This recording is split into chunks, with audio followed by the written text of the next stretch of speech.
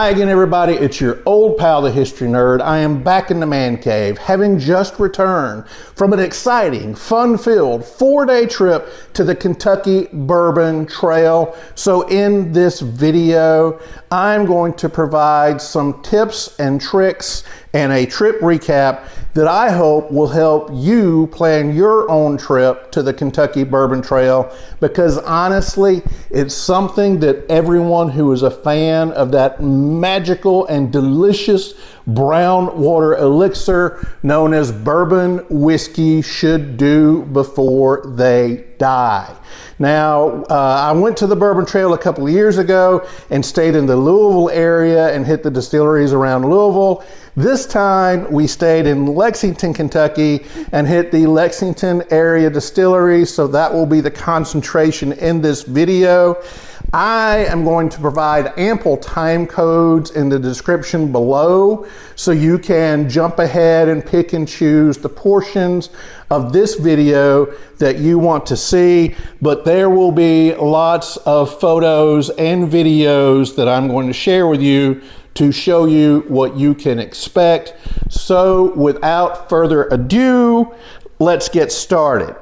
Now, my wife, my daughter, and I left our home in central Alabama for the 7-hour car ride to Lexington.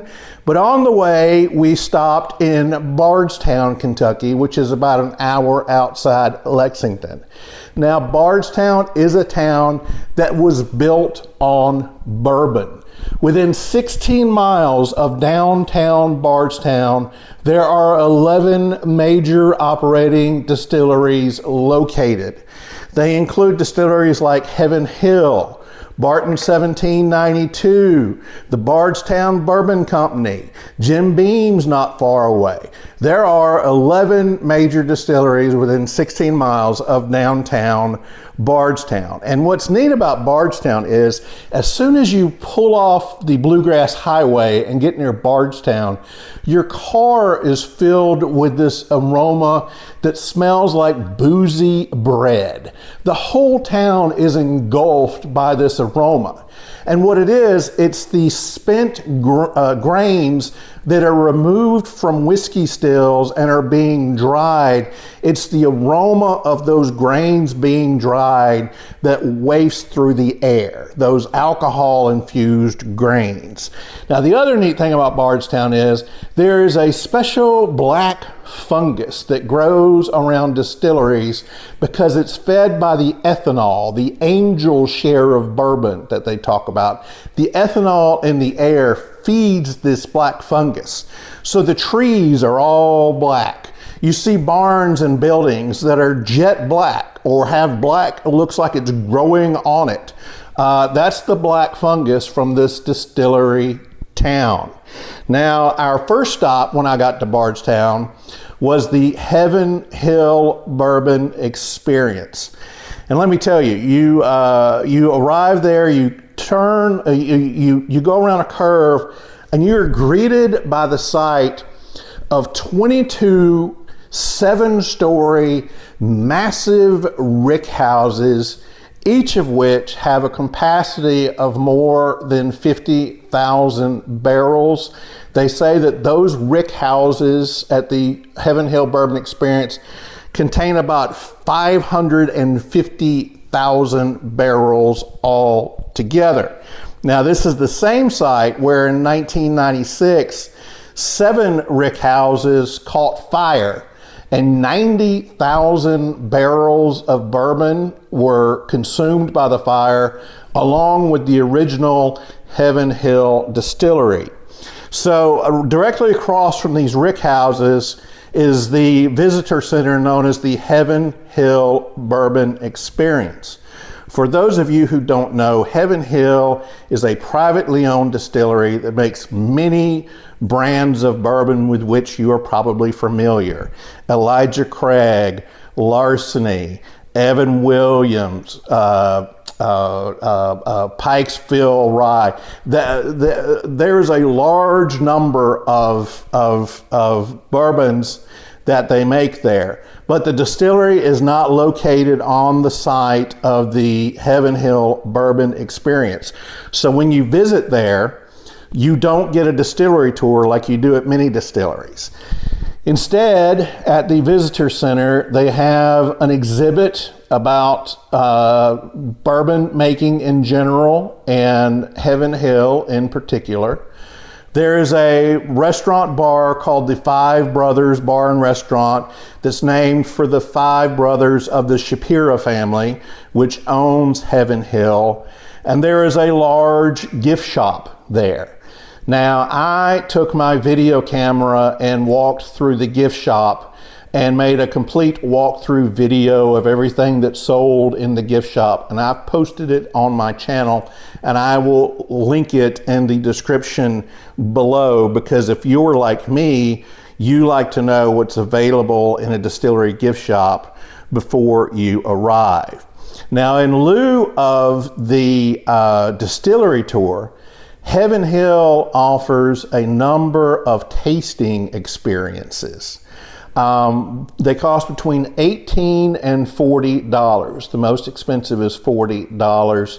And with that one, you get the opportunity, if you wish to pay extra, to buy a bottle and fill your own bottle of bourbon directly from the barrel. But again, that costs extra. So I went to the Heaven Hill experience, went to the gift shop. Now, I had read that sometimes at the Heaven Hill gift shop, they will sell Elijah Craig barrel-proof grenades, or you'll find a bottle of Parker's Heritage for sale. When I was there, however, it was just the basics. Larceny, 94 proof Elijah Craig, Evan Williams bottled in bond, nothing special at all. So I walked up to the guy who was at the register and I said, "Brother, I have driven 6 hours to come here because I was told that you had bins overflowing with Elijah Craig grenades, and Parker's Heritage flows from the water fountains like tap water, but I am unable to find any of those things." And he chuckled, and I said, "Please tell me that there's something special here, something that will make my 6-hour drive worthwhile that I can purchase." And he laughed and he said, "I don't usually do this, but wait a minute." And he walked in the back and he came back out with, let me find it real quick. He came back out with, not that. This. He came back out with a Heaven Hill bottled in bond. Now, I can tell you, I live in Alabama. We are a state where the state runs the liquor stores. We can only purchase in Alabama what the folks who work at the Alabama ABC agency think we should be able to purchase. And I don't know about where you live, but where I am, Heaven Hill bottled in bond is very hard to get. It is considered allocated here in Alabama. So the guy was nice enough to go in the back, come back with a $40 retail price bottle of Heaven Hill 7-year bottled in bond, and I was glad to get it.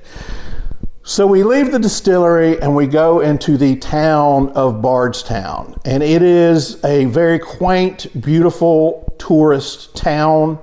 The downtown Main Street is covered with shops and boutiques. My wife and daughter went shopping in those shops and boutiques while I made a beeline for a little store called the Blind Pig Bourbon Market. If you stop in Bardstown and ask locals to recommend a store where you might be able to find some hard to get or unusual bottles, most of them will probably recommend the Blind Pig Bourbon Market downtown. Again, I took my video camera and walked through the entire store, and I think I videoed just about every bottle they have for sale.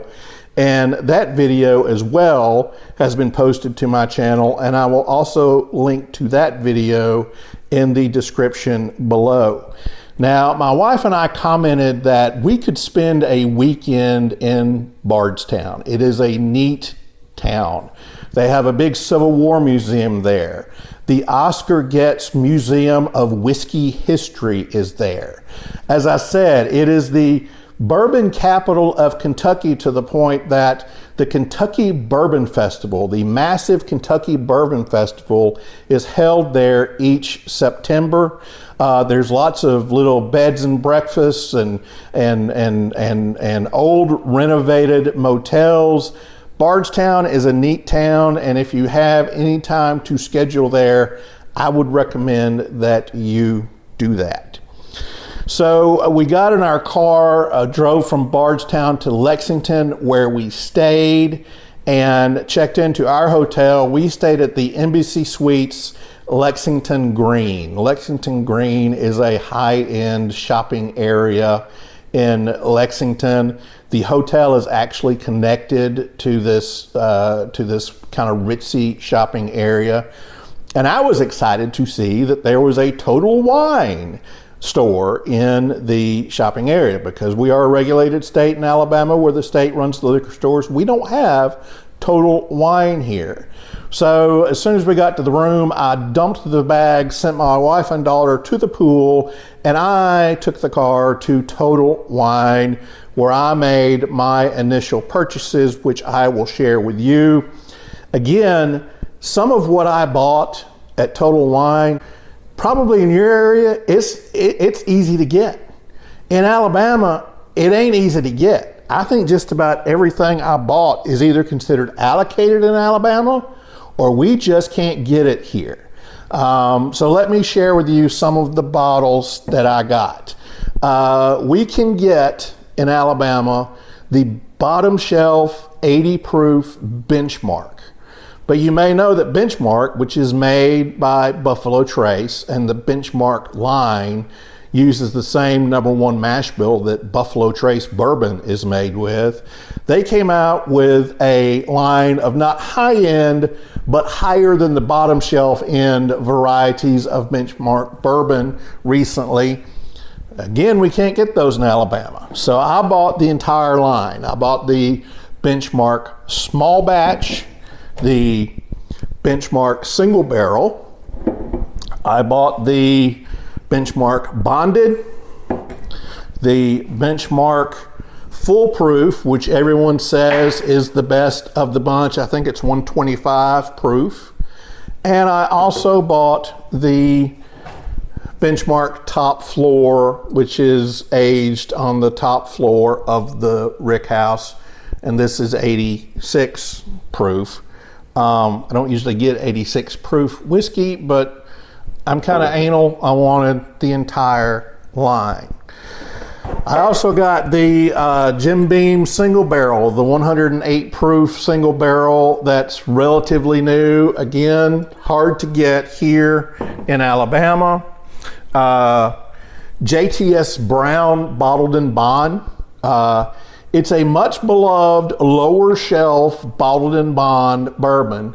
I love bottled in bond anything, but JTS Brown has a good reputation as a wonderful $15 bottled in bond bourbon that's much beloved by many and is a good daily drinker. So I got that. I got the JW Dant bottled in bond. Both of these, by the way, are made by Heaven Hill, which I had visited. And then finally, they are not the black-topped Brown Forman version, but I did get a couple of the blue screw-top Sazerac versions of early times. Again, these two are considered allocated in Alabama. I saw a ton of these in Kentucky, but here in Alabama where I live, they are hard to get. So after I did my purchases at Total Wine, we went to dinner. And if I have a tip for you about Lexington, it is make a reservation and go eat at OBC Kitchen. OBC stands for Old Bourbon County. It is a restaurant in Lexington. I recommend you make reservations because it's very popular. OBC Kitchen has more than 700 bourbons on the menu that you can choose from. The food was outstanding, and the appetizer I got, my Lord, I will remember the appetizer for the rest of my days. It was the appetizer I got is called Bourbon in a Glass, and it is thick cut. Not bourbon in a glass, bacon in a glass. It is thick cut bacon that is glazed with honey bourbon and sugar and served with a peanut butter dipping sauce. And rather than calling it bacon in a glass, they should call it diabetes in a glass. But y'all, I ate every bite of that bacon in a glass, and I licked my fingers for hours afterward, trying to get every bit of the taste that I could off of my fingers. It was so delicious.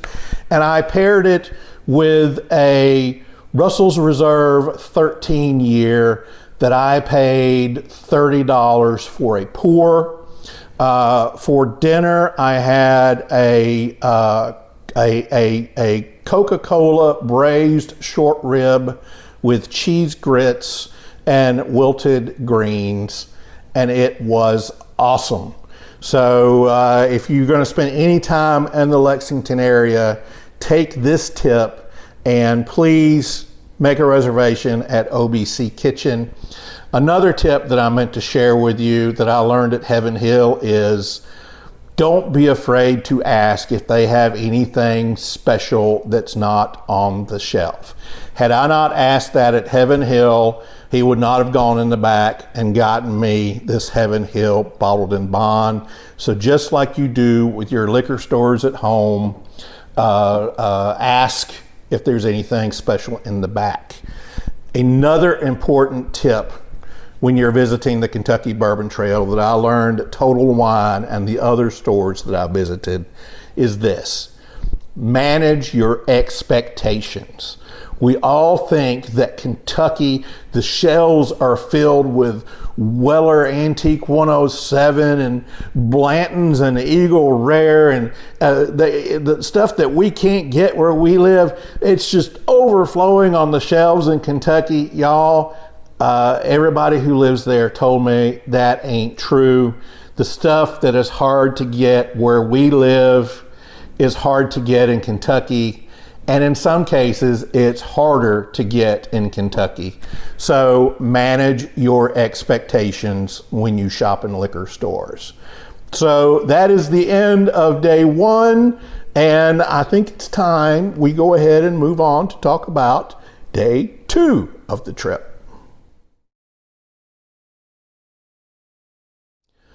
All right, so day two of our trip on the Kentucky Bourbon Trail is one that I'm looking forward to sharing with you because it was an awesome day.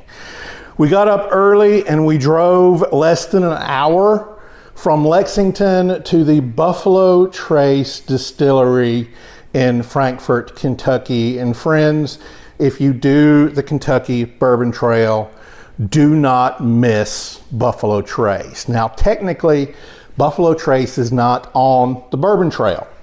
The distilleries that are on the trail pay money, $10,000 a year, I think, to the Kentucky Distillers Association to be listed on the Bourbon Trail.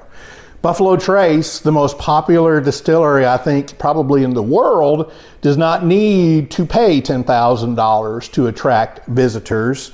So they are technically not on the trail. Now, they also, the tours at Buffalo Trace are free, and the tastings that they do are free. But let me give you another tip. Go online and book a reservation and book a tour before you get to Buffalo Trace. Book a tour online. online. Now here's the important part. Buffalo Trace, the first Tuesday of each month on their online portal, lists all of the tours available for the next month. And much like a Taylor Swift concert, as soon as those dates and times are listed, they are snapped up by eager Buffalo Trace fans. So when I tried to register at the first Tuesday of the month before my trip, I could not get a trip. But there's an option where you can ask to be put on a waiting list. You fill out a form online and ask to be put on a waiting list. And about 2 weeks later, 2 weeks before my trip, I got an email from Buffalo Trace that says there's been cancellations. Your group of 3 is confirmed for a 10:15 tour on the Thursday that we visited. So that leads me to another tip. When you book a tour, book a morning tour, and let me tell you why. Each day, Buffalo Trace's gift shop opens at 9 a.m. And on a rotating basis, every day they sell a certain number of their allocated products in the gift shop that anyone off the street can come in and buy. Now, I think you're only allowed to buy one every 3 months, one of each kind every 3 months. And they rotate. One day will be Blanton's, the next day will be Eagle Rare, the next day it may be E.H. Taylor Small Batch, and the next day it may be Weller Special Reserve. Those are the 4 that they rotate through. So if you go one day and you buy a Blanton's, you can't buy another Blanton's from Buffalo Trace for 3 months because they scan your driver's license. But you can come back the next day and buy a Weller Special Reserve, but once you buy that Weller, you have to wait 3 months. So people start lining up well ahead of opening time, and the line snakes through the parking lot. The day that I went, somebody had posted online that they were there at 4 a.m. waiting for the gates to open because they wanted to be the first one in line. Now, there's a Facebook page called What Does Buffalo Trace Have Today? That you can join, and people who are at Buffalo Trace will post what the allocated product of the day is. Plus, they will post updates of how long the line to get in is. Buffalo Trace on their website has a product availability link where you can click and it will tell you what their allocated product in the gift shop of that day is. So there's this massive line that snakes through the parking lot. We pulled up and my wife said, "We have to wait in that line? There is no way in blue hell I'm going to wait in that line." And I said, "Au contraire, mon ami, Daddy got it handled." I scheduled a 10:15 tour. Buffalo Trace has a policy. If you have a tour scheduled and you show up an hour ahead of time, they will go ahead and let you in.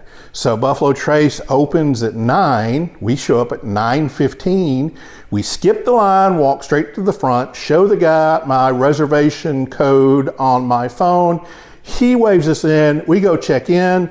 I go in the gift shop. I get my allocated products. They bag them up. I take them back to the car, and I still have plenty of time before our tour. So that is what you need to do, just like I did.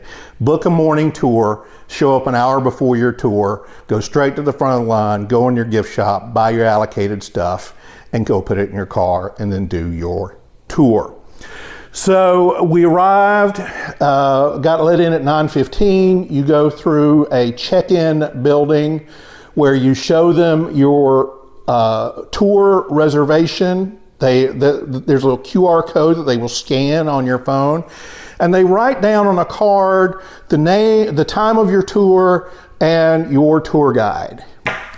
And y'all, my wife says we've been together 30 years, and she said she has never seen the look of surprise, shock, and delight on my face like she did when they handed me my tour card and it said my guide was a guy named Freddie. Now, she's not a bourbon fan. She has no idea who Freddie is. And let me tell you, if you're watching this video and you don't know who Freddie is, stop this video now. Go to Tubi TV and stream a free documentary called Neat, the Story of Bourbon. It's also available on Amazon Prime and YouTube and other places, but I think you have to pay a couple of bucks to watch it there. It's free on Tubi TV. Neat, the Story of Bourbon is the greatest bourbon documentary. Even if you don't like bourbon, it is an enjoyable, beautiful experience to watch this documentary. But Freddie Johnson is a third-generation employee at Buffalo Trace. His grandfather, his father, both worked at Buffalo Trace dating back to the early 20th century. He works there now as a tour guide, and he is such a charismatic and beautiful and pleasant personality that the filmmakers of Neat basically built the whole documentary around Freddie Johnson, his life, his story, his love of bourbon, and his philosophy of life. There are few celebrities in bourbon right now as big as Freddie Johnson who are not master distillers. The Jimmy Russells, the Fred Knows, yeah. But a guy who's not a distiller, Freddie Johnson is the most famous bourbon personality I think that there exists today.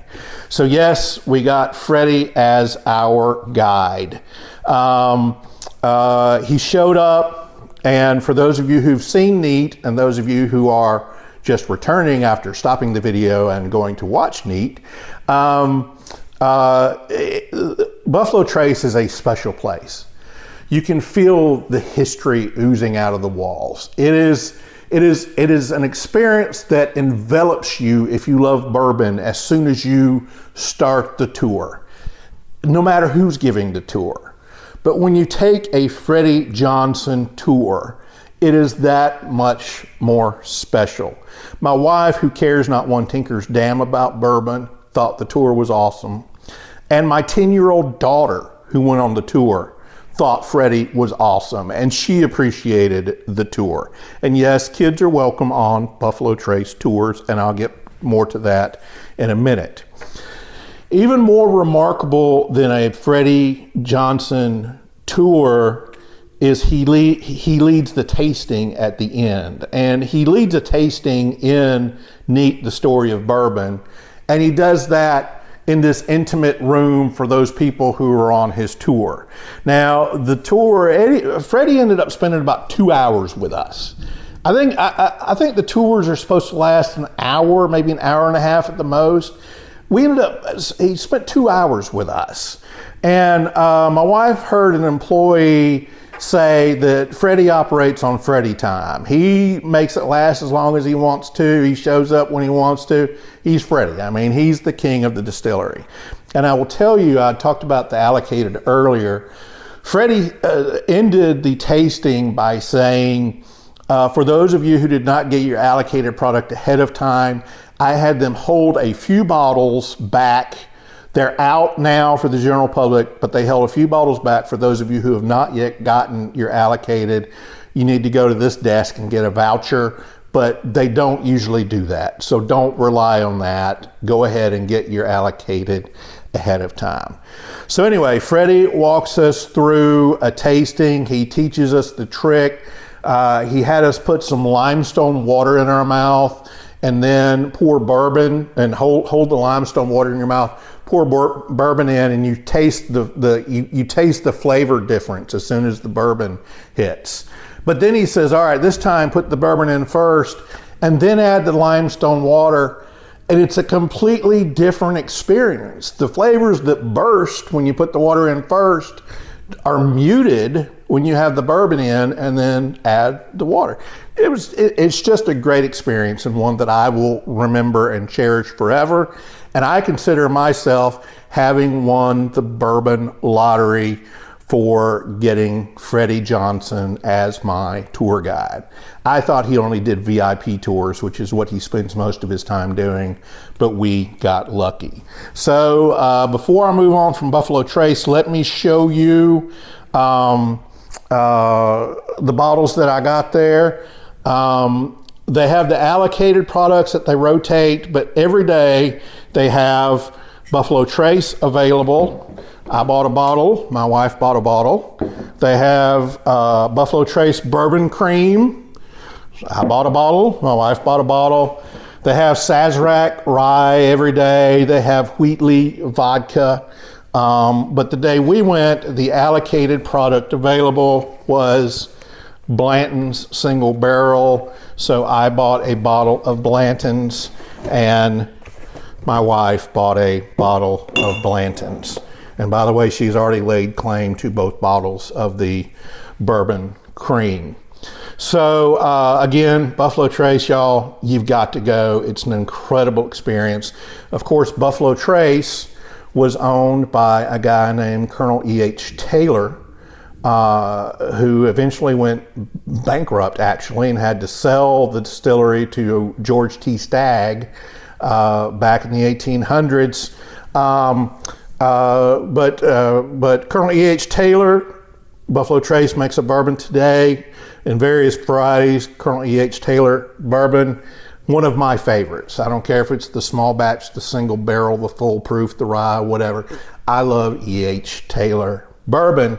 So here's what I did. Buried just a few miles away from the Buffalo Trace Distillery is Colonel Edmund Haynes Taylor Jr. He's in Frankfort Cemetery. So when we left Buffalo Trace, I drove the car to Frankfort Cemetery. I had brought a bottle of E.H. Taylor bourbon with me, and I sat by the grave of Colonel E.H. Taylor and drank in his honor. It was a really neat experience, y'all. I'm the history nerd. And when I can connect to history that I love like that, it's a special experience. So it might not be for everybody, but if you and a bunch of buddies go to Buffalo Trace, it may be fun to take some E.H. Taylor with you, leave the distillery, go to E.H. Taylor's grave and give him a toast and thank him for the great distillery that he helped start. In that same cemetery is buried frontiersman Daniel Boone on a large bluff overlooking Frankfort, Kentucky. It's a beautiful view from Daniel Boone's grave. So we visited there, and my wife says, okay, can we leave now? Are we leaving the cemetery? And I said, no, there's one more grave we have to visit. And she said, who is that? And I said, Miss Elizabeth. And my wife basically said, who in the blue hell is Miss Elizabeth? And when I explained to her, it was the ex-wife of Randy Macho Man Savage, who served as his wrestling valet in the 1980s. She looked at me with a look that in one split second told me, she said with just one look, you are the strangest man I have ever met, and if I knew then what I know now, I never would have dated you, much less married you and carried your children. You are a weirdo. But she let me drive through the cemetery and find the grave of Miss Elizabeth, who died of a drug overdose. She died from acute toxicity caused by a lethal combination of vodka and painkillers. She was living with wrestler Lex Luger at the time that happened. So it was bad enough that my wife thought I was a nut for wanting to visit Miss Elizabeth's grave. But when I stopped the car, pulled out a Randy Macho Man Savage t-shirt and changed t-shirts to wear while I was paying my respects to Miss Elizabeth, she thought I had lost my pluperfect mind. But for those of us who were youths in the 1980s, some of my best high school memories are watching WWF in the 1980s with my buddies when Miss Elizabeth and Randy Savage were running the show. So she's also buried there. We left Frankfort Cemetery and went to Castle and Key Distillery, which is not too terribly far away. Castle and Key, like Buffalo Trace, was owned by E.H. Taylor. E.H. Taylor built Castle and Key. It was known as the Old Taylor Distillery at the time. He built it not only to be a distillery, he built it to be a showplace, a place where families could come and picnic and people would want to come visit and see how beautiful the grounds were. There are sunken gardens in the middle of this industrial distillery. And the reason it's called Castle and Key, it's obvious why they call it a castle. It looks like a castle. But the reason I call it Castle and Key today is there's a spring house that looks like a Roman bath from back in the day. But that's where the limestone spring water that E.H. Taylor used to make his bourbon came from, but it looks like a Roman bath. But the spring house that holds the water is shaped like a keyhole. So that's why they call it Castle and Key. I did not have a tour booked at Castle and Key, and it's a beautiful place to visit. It's a nice place to look around, but if you don't have a tour, there's not a whole hell of a lot to do there. There's a bar there where you can buy cocktails and sit by the little creek there and drink cocktails. There's a very expensive high-end gift shop. But beyond about 15 minutes of looking at the grounds, there's not a hell of a lot to do there, but go there just for the history and the ambiance and to show appreciation for what E.H. Taylor built. Now, I will give you another tip. Inside the gift shop at the E.H. Taylor Distillery, they sell for $150 Old Taylor Distillery stoneware decanters. $150 for this little E.H. Taylor stoneware decanter. I have in my man cave a large vintage Old Taylor Distillery decanter that I paid $25 for on eBay. So if you want a nice souvenir of your visit to Castle and Key, don't buy the $150 decanter. Go on eBay and buy the vintage $25 larger size Old Taylor Distillery decanter. Now, before I left Castle and Key, I did go in the gift shop and I bought a bottle of their newest batch, their 2023 small batch Castle and Key bourbon. I have heard not great things about this. I've heard that it's still young, and as a result of being young, it's rather grainy.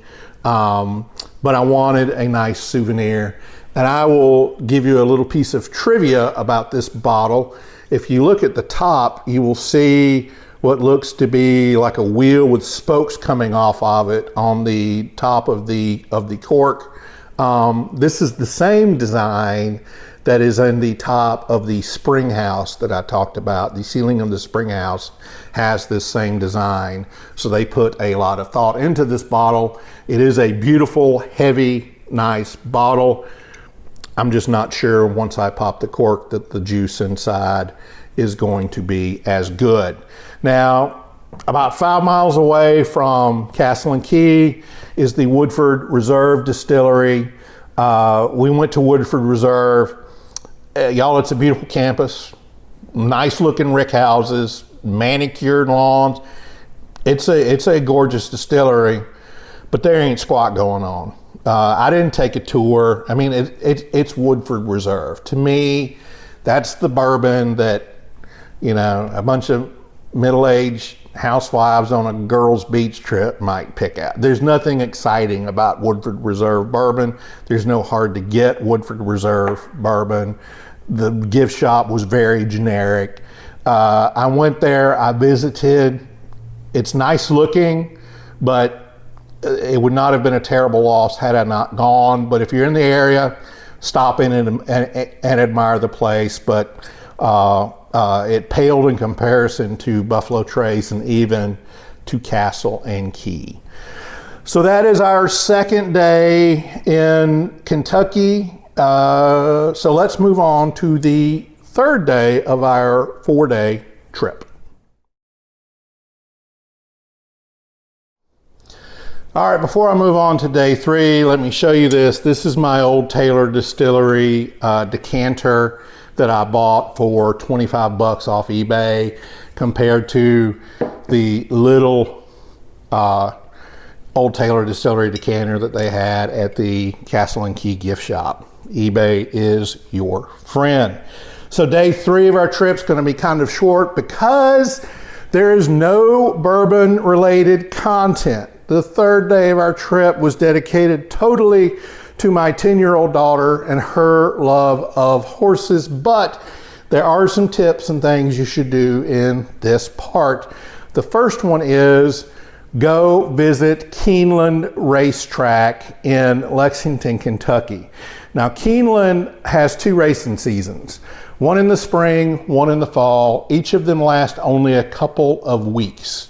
Keeneland is known mainly for its breeders' auctions, where they auction racehorses, and the track makes most of its money off of commissions from horse sales rather than horse racing. But it is one of the most gorgeous horse tracks you will ever see anywhere. It is on the National Register of Historic Places.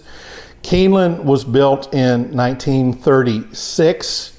The movies Seabiscuit and Secretariat were both filmed at Keeneland. The Triple Crown winner, American Pharoah, became a Grand Slam winner. That's an informal title that was given to American Pharoah. But after the Kentucky Derby, the Preakness, and the Belmont, the Breeders' Cup is probably considered the next most important race in horse racing. An American Pharoah won the Triple Crown by winning the Derby, the Preakness, and the Belmont. And then at Keeneland, American Pharoah won the Breeders' Cup. But the reason I say go visit, it's a beautiful track. They offer tours. You can go in the jockey's locker room. They take you all over the facility. It's constructed of stone. There's not a pebble out of place. Churchill Downs, which we visited a few years ago, is great, and there's lots of history at Churchill Downs. Churchill Downs has seen its better days.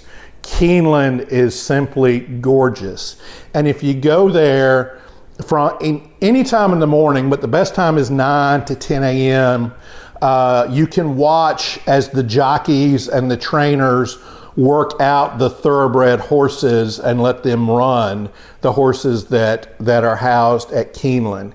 And let me tell you folks, if you have never experienced standing near thoroughbred racehorses running full tilt by you, it is an experience. You can feel it in your chest. The power of those horses is incredible, and it's something I recommend everybody do.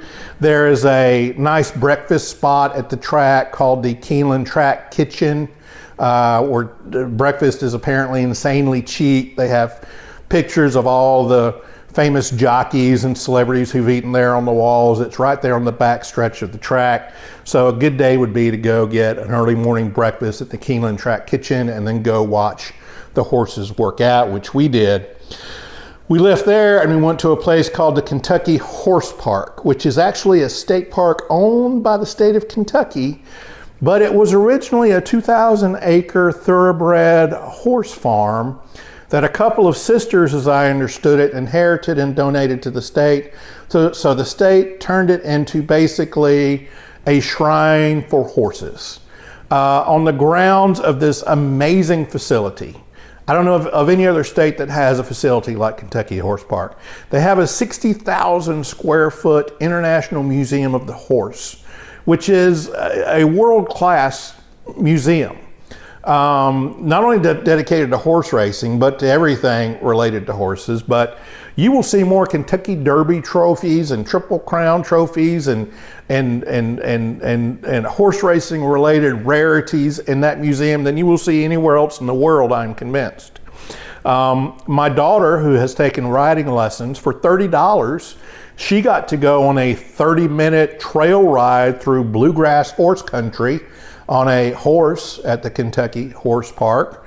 I did not go with her because they did not have a Clydesdale that could hold my girth. They have horse show arenas, and throughout the day they'll have shows where horses from around the world will be on display, and they would tell you all the differences. And I never realized I thought one horse was the same as another horse, but if you sit through one of those shows, horses are vastly different. Size, what they can do, what they look like. I mean, it was really an educational experience. But my favorite part is they have a barn that's called the Hall of Champions. And here at the Hall of Champions are retired champion racehorses that have won millions of dollars in their career and have gone to live at the Kentucky Horse Park, the state park, for the public to enjoy. Funny Side, who won the 2003 Kentucky Derby and the 2003 Preakness and fell short of the Triple Crown by finishing third in the Belmont, is at the Kentucky Horse Park. And you can get up close and personal with Funny Side. As a matter of fact, one of the guides who was in the show barn asked a lot of questions. I could tell I was interested. He gave me some pellets, some horse pellets, and let me feed them to Funny Side through the bars of his paddock. So it is an exceptional experience. I cannot recommend the Kentucky Horse Park more, whether you have kids or not. Go there, learn about horses, learn about horse racing. There is a small cemetery there where they disinterred the body of Isaac Murphy, who's considered the greatest jockey in history. He was an African American who won 3 Kentucky Derbies in the 1800s and is considered by many to be the greatest jockey of all time. You know, we don't have African American jockeys today. That was back in the 1800s. Isaac Murphy was the first person elected to the Jockey Hall of Fame, and it was not because of anybody being woke. It was 1955, during a time of segregation in parts of the country, that this African American jockey became the first person inducted in the Jockey Hall of Fame. He's buried there. Man of War, the famous racehorse, is buried there. Man of War, most horses are cremated, even racehorses. A few, like Secretariat, aren't.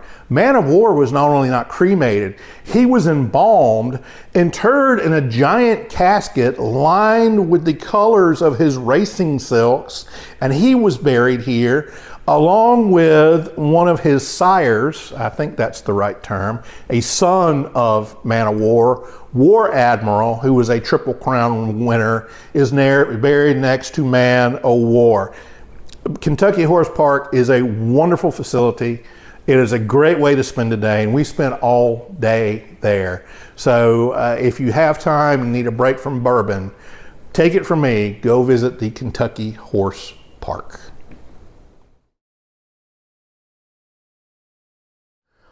All right, folks, we are nearing the end of our trip to the Kentucky Bourbon Trail, but don't worry, I still have more tips for you. We are on day 4, the 4th and final day of our trip to the Kentucky Bourbon Trail, and it started with a visit to the Cocaine Bear. Now, you may be familiar with the comedy horror movie that was a hit earlier this year called Cocaine Bear, which is based on a true story. In the movie, a drug runner is flying over North Georgia, experiences plane issues, has to throw out bricks of cocaine out of the plane that land in the North Georgia woods. The pilot jumps out of the plane, ends up dying, landed in some dude's driveway. The plane crashed on autopilot in North Carolina. All of that is true. Cocaine Bear is based on a true story. But in the movie, a bear finds one of the bricks of cocaine in the North Georgia woods, ingests the cocaine, becomes addicted to cocaine, and goes on a murderous killing spree in search of more cocaine. All of that happened except for the bear surviving and going on a murder spree. A black bear did discover one of the bricks of cocaine, ingested it, and immediately died of a cocaine overdose. When law enforcement found out about the the drug runner gone bad.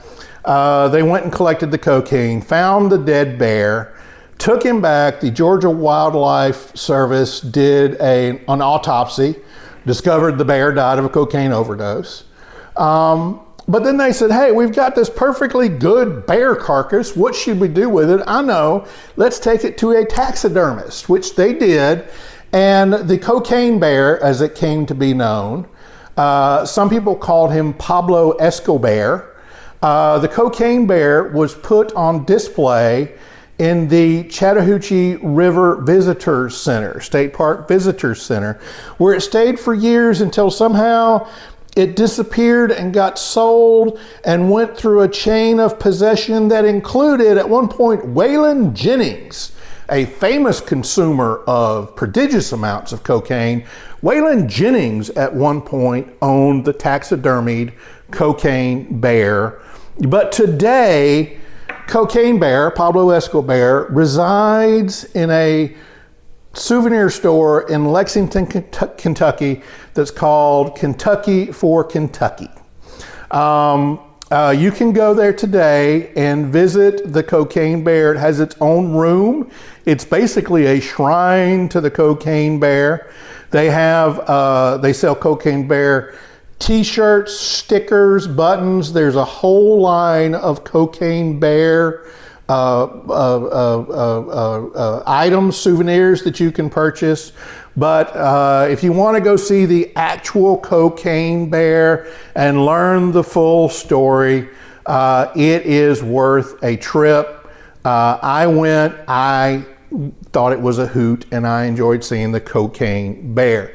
They also, at the same store, have a small square of the original flooring from famous Rupp Arena of the Kentucky Wildcats, and you can dribble a basketball on an original piece of Rupp Arena. So we visited the cocaine bear. We leave there. I tell my wife and child to go find somewhere to shop, but to drop me off at a place called Justin's House of Bourbon. Now, you may have seen news coverage of Justin's House of Bourbon, especially if you're a bourbon fan. In January of 2023, Kentucky authorities raided 2 locations of Justin's House of Bourbon. They said that the owners were, Justin's opened a few years ago when Kentucky passed a vintage spirits law that made it legal for someone to sell bourbon, for a private individual to sell bourbon of a certain age to an authorized vintage spirits retailer. That law was passed for Justin's House of Bourbon, and they bought tons of vintage spirits from people across Kentucky. They also acquired other allocated products, but the state of Kentucky accused Justin's of they also had a store in DC, and they said that people would come in wanting to buy something in the store in Louisville or Lexington and ship it somewhere. And Justin said, well, we can't do that, but if we send it to our DC store, we can ship it from there because DC allows liquor shipments through the mail. That was illegal. And they admitted that they were wrong in doing that, but they said, look, everybody else did the same thing. We were just doing what everybody else is doing, but that's no excuse. So they admitted that. Where they were wrongly accused, and this was written about in Whiskey Advocate magazine, Justin's had so much allocated and rare bourbon that the Kentucky authorities said this must all be counterfeit. There is no way one store could have this much rare and allocated bourbon, so we're going to confiscate all of it, and they took the bourbon. Well, then they discovered it was real. Y'all, it is not cost effective to try to counterfeit Blanton's. You can't copy the packaging, you can't copy the wax seal. I mean, Blanton's does not go for enough on the secondary market to make it worth your while to counterfeit Blanton's, but they accused them of counterfeiting Blanton's.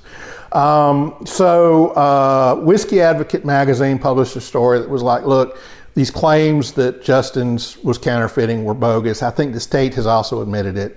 But interestingly, the state has not yet returned Justin's House of Bourbons confiscated bourbon. They hope they will soon. But I visited the store. It is a neat store. It is single barrels. It is single barrel central. If you want to go get a nice single barrel bourbon that can only be bought in one place, Justin's House of Bourbon has more barrel pick single barrels than you will find anywhere. They have a great tasting bar. I was able to drink Pappy Van Winkle 15 year at Justin's House of Bourbon. It was 10:45 on a Saturday morning, but when you're in Kentucky at 10:45 on a Saturday morning and you have the opportunity to drink Pappy Van Winkle, you drink Pappy Van Winkle at 10:45 on a Saturday morning. There was a room in the back that had these glass cases that at one time before the raid was filled with every kind of imaginable rare and hard to get vintage spirit. I mean, it was just lined. And now the cases are mostly empty, but there's one case in particular, if you ask them nicely, like I did, they will go open the case, manipulate some stuff inside, and you will find that the entire case is a door that opens and leads into a speakeasy-like tasting room that can be rented in the back of Justin's House of Bourbon. Justin's is a really neat store to visit. If you love bourbon, go visit Justin's in Lexington. It's downtown. It's like right across from the Mary Todd Lincoln house. They are very nice people there. I think they've gotten a raw deal from the Bashir administration as far as being accused of counterfeiting bourbon that they did not counterfeit. And I wanted to purchase something at Justin's House of Bourbon. So before I left, I bought a Elijah Craig single barrel pick that Justin's House of Bourbon had done for the Railbird Music Festival in Kentucky. They only had 3 bottles left. This could only be gotten at Justin's House of Bourbon, so I bought it. It is a 121.8 proof, uncut, straight from the barrel Elijah Craig that I paid $119 for, but it's worth it to me. I wanted a souvenir from Justin's House of Bourbon because it's a neat place. So, non-chill filtered, by the way. So I left Justin's. My wife and child picked me up, and we went to the James Pepper 1776 Distillery, which is in downtown Lexington. Now, it is a massive facility. It was closed for years. It has since reopened, but the entire distillery complex is not making bourbon. Only a small portion of it is. James E. Pepper 1776 Distillery is only one little small portion. They say that they have tours and tastings. I think that they have just started making bourbon there, that they are acquiring bourbon from MGP because the juice that they have distilled is too young to sell. So just be aware if you go to the Pepper Distillery complex and do a tour or a tasting, it's MGP juice. But in this giant multi-use distillery is a pizza place called Goodfellas Pizza. It was excellent. It was a giant piece of pizza, a giant breadstick, and a large Coke were $9 for lunch on a Saturday. As much money as my wife, child, and I spent on food in Kentucky, that was the best and cheapest meal that we got. So I recommend Goodfellas Pizza in the James E. Pepper 1776 Distillery. And located right next door to that is a gourmet ice creamery called Crank and Boom. And Crank and Boom has a Buffalo Trace bourbon and honey ice cream that is made with Buffalo Trace bourbon. And when you eat this ice cream, it tastes like you are drinking Buffalo Trace. So I highly recommend going to Crank and Boom and getting some Buffalo Trace bourbon. So we left there. We went to this little park in downtown Lexington called Thoroughbred Park. It is a neat park because there are sculptures related to the various facets of horse racing throughout the park. And there's a walking trail. You can walk and see all the sculptures. There's a horse racing walk of fame there. I noticed Queen Elizabeth, who owned a lot of race horses. Queen Elizabeth has a plaque at the Horse Racing Walk of Fame at the Thoroughbred Park in Lexington. We left there. I took my wife and daughter back to the pool at the Embassy Suites because I wanted to go visit Liquor Barn before we left town. Liquor Barn has several locations, but it is a big liquor retailer in Kentucky. Went to Liquor Barn, saw a lot of the basic stuff. Remember I said we think that Kentucky is going to have Weller on every shelf. They don't. But what I did get, again, I can't get this in Alabama. I got a Smoke Wagon, uncut, unfiltered, from Liquor Barn. It is 57.95% alcohol by volume. So that's 116.2. I don't know. I'm not a math guy. Anyway, it's up there. It's 116.2 maybe proof. Uncut, unfiltered Smoke Wagon, which I'm excited to try because I've not tried it. So we woke up the next day, folks, and we left Kentucky and we drove 7 hours back to Alabama. And that is my trip to the Kentucky Bourbon Trail. I hope that you have found some recommendations that are useful.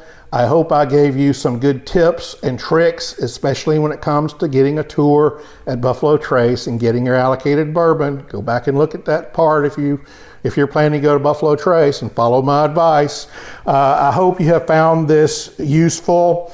Look, if you enjoyed this video and want to see more videos like it, you can go look at the other videos on my channel, or you can give me the Fonzie thumbs up. Hey, hit subscribe and then ring the bell so the next time I fire up my old YouTube gizmo, you will be the first to know. Folks, thanks for sitting through this very long video. Thanks for going on my trip, reliving my trip on the Kentucky Bourbon Trail with me. I'll close this video like I close all of my videos by asking all of you to be good, be well, be happy, and goodbye, folks. Cheers to you, and I hope you all enjoy some great bourbon whiskey. Goodbye.